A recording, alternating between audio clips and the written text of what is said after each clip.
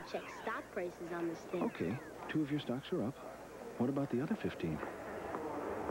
Thank you, Paine-Webber. New IT from Compaq. Critics are calling the ABC this Wednesday is a great night of television when this in third, in case you Met fans were wondering. And finally, the play I think everybody is still talking about, Minnesota at Green.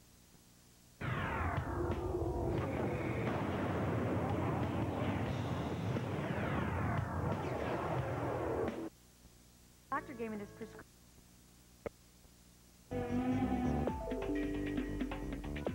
Avaya, communication without boundaries.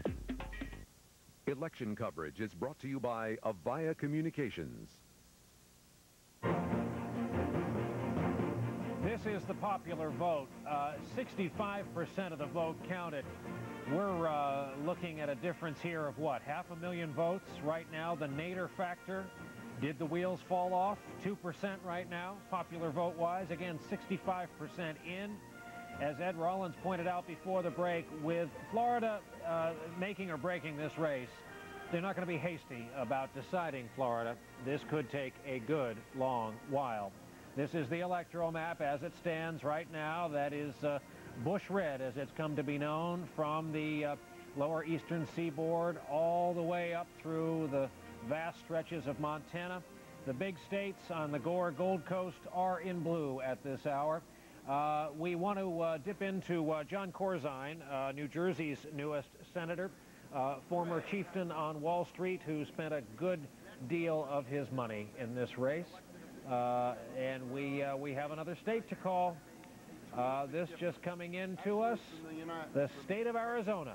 George W. Bush, projected winner, with its 8 electoral votes. Another Sunbelt is the winner there. Similarly, in Arizona, we project that Mr. Bush is the winner in Arizona, John McCain's home state.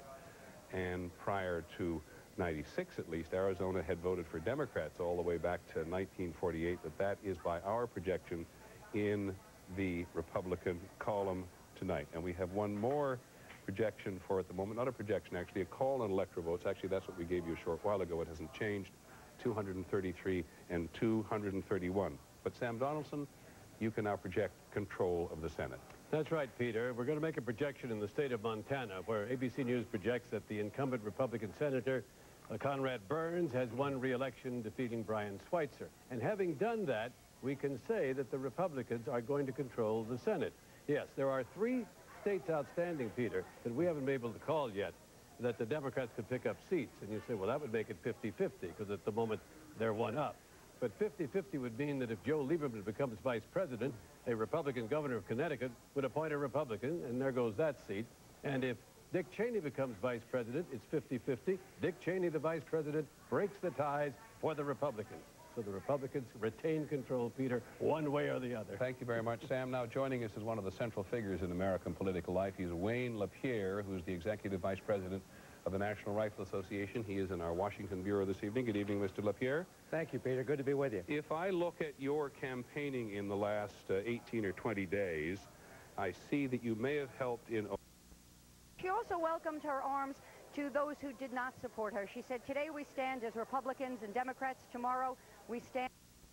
Couple of weeks, we're showing very, very tight race there, but she is pulling away as the votes are counted. Albany News Chief Judy Sanders has been at the Clinton headquarters in New York City all night and joins us now live from there with the latest. A big night for Mrs. Albuquerque, New Mexico, where Heather Wilson is in trouble. All across the country, we got a lot of close ones. We're going to be watching all of those races right now. Back to the national desk.